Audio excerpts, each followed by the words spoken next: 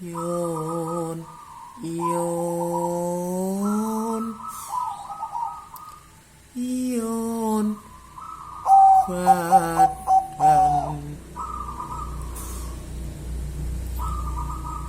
sing yon suksaing ngati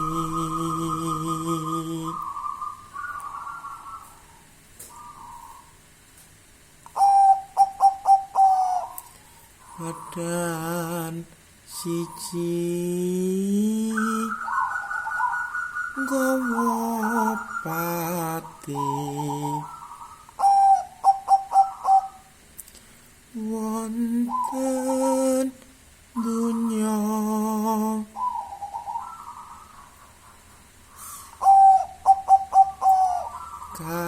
kadatusa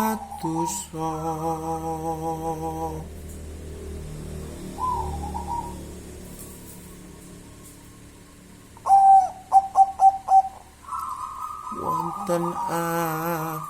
akhirat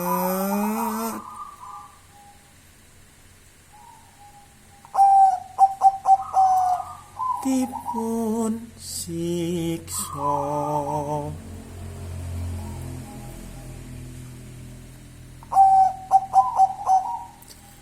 Gusti Allah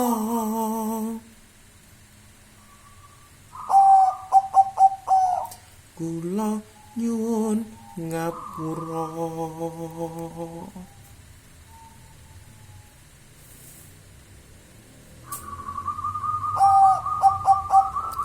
duh Gusti ya Allah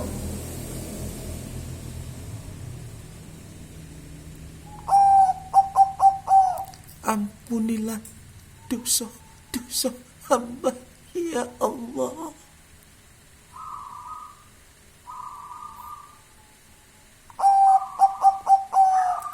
lan dosane kedua orang tua hamba ya Allah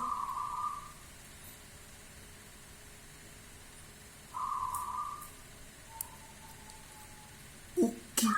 dosa umatmu sedunia ya Allah. Nger momong aku kowe melo aku wis suwi to Nger ya saiki nurut Nger ayo bekoro sik Nger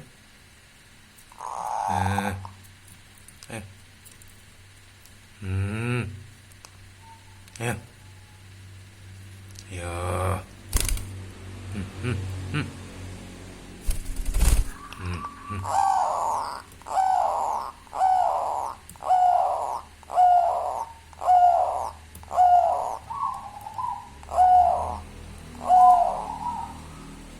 wis ya